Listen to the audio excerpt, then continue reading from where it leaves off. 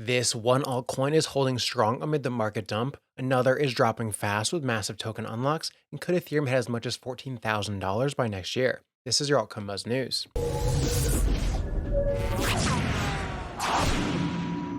Hey, what's up everyone? My name is Cody, and if you're new here, make sure to like, subscribe, and turn on notifications so you know when we drop the latest content. Follow us on Twitter, AltcoinBuzzIO, and as always, this is not financial advice, and we wish you the best of luck in your crypto ventures. And so if this market pulls back hard under this level and then consolidates and comes back, we're likely to sell and stall.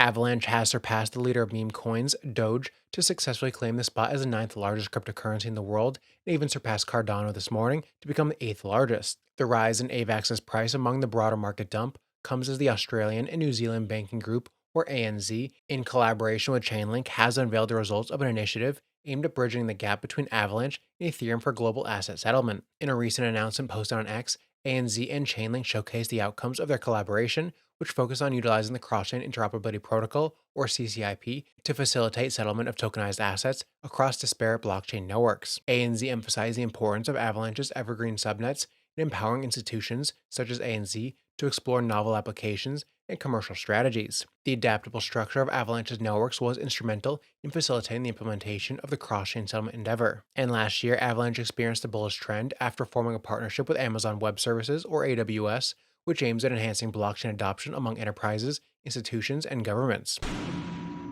British multinational Standard Chartered isn't just bullish on Bitcoin, but believes Ethereum is also going to the moon. And this Monday's report from the bank claimed that the second largest digital asset could hit $8,000 by the end of the year, and $14,000 is possible by the end of 2025. Geoffrey Kendrick, head of Forex and crypto research at the firm, said that's if the Ethereum ETF gets approved. ETH is currently hovering around $3,200 after a massive sell-off over the past few days. Several high-profile fund managers have filed paperwork with the Securities and Exchange Commission to release Ethereum ETFs. Kendrick wrote that the banks expect the ETFs to get the green light from the SEC by this summer, adding that Ethereum is currently between two important events that we see driving price upside. It's just had a structurally significant upgrade, and the US regulatory approval of ETH ETFs is expected in May. The network behind the second biggest cryptocurrency was upgraded last week, and developers say the improvement will make transaction fees on the blockchain super cheap. Kendrick added that the upgrade and lower costs on the network make Ethereum more competitive. Standard Chartered said in a different research note on Monday that Bitcoin could hit $150K per coin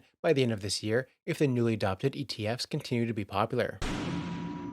After successive new all-time highs, Bitcoin is testing the resilience of levels only recently reclaimed as support, and so far a reliable floor has not been found. Some argue that the United States Federal Reserve interest rate decision due on March 20th will be a decisive event that alleviates pressure on oversold crypto assets. The run-up to previous meetings of the FOMC has often seen risk asset suppression in the past. In a repeat of the move, which followed its first new all-time high earlier this month, Bitcoin is rapidly heading towards the $60,000 zone. This is the critical point on traders' radars, and one which has not received a convincing retest. Trader Ali used realized price distribution to show where the current set of unspent transaction outputs, or UTXOs, were created. This gives an insight into the cost basis and areas of interest when it comes to support and resistance. He wrote some of the key Bitcoin support levels to watch are 61,100, 56,685, and 51,530. On the other hand, critical resistance points for Bitcoin stand at 66,990 and 72,880. In TED Talks macro shared on X, everybody is thinking about FOMC now when they should have been thinking about it 5 days ago on the hot PPI data. Markets never change. Despite what Powell actually says, the market is pricing in a hawkish tone based on the recent developments in inflation data. A good chance his speech is the local bottom for risk.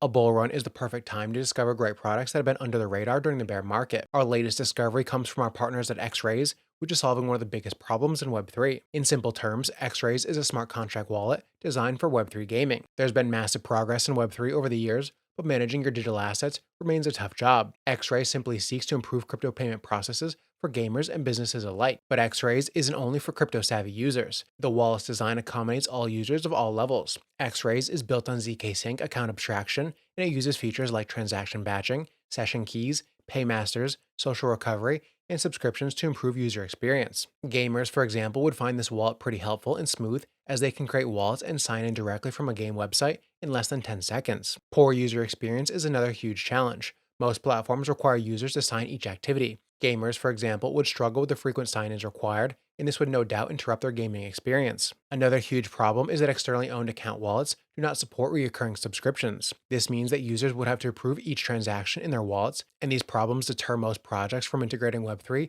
into applications such as games. The frequent interruptions cripple the experience, and these are some of the challenges that xRaise seeks to address. xRaise does not independently manage or oversee any blockchain network. The wallet is simply an open source software and self-custody wallet. Also, the xRaise SDK makes it simple for developers to convert their games into Web3 and offer creative ways to adopt sustainable game mechanics. Check out xRaise and their next generation gaming wallet with the link down below. QANplatform has announced that its quantum resistance technology is being used for the first time by an EU country in the public sector. QANplatform's technology protects government-owned cybersecurity infrastructure against quantum computing attacks. Store Now, Decrypt Later, also known as Harvest Now, Decrypt Later, is a cybersecurity threat that involves attackers collecting encrypted data with the intention of decrypting it later using more powerful computing methods, such as quantum computers. The past year has seen a dramatic improvement in quantum computing capabilities, marked by IBM's Condor. The US White House has released its national cybersecurity strategy, emphasizing post-quantum cybersecurity as a key pillar, and in January 2023, NATO and the World Economic Forum also released strategies to prepare for the quantum era. The EU is anxious not to fall behind in the quantum race against its global competitors, and to meet this challenge, the Quantum Technologies flagship was launched in 2018 with a €1 billion budget. The race between quantum technology and the development of cybersecurity countermeasures has made it imperative for the public sector to take proactive measures to address the security challenges. QANplatform is a quantum-resistant hybrid blockchain platform that allows developers and enterprises to build quantum-resistant smart contracts and Web3 solutions on top of the Quan blockchain platform in any programming language.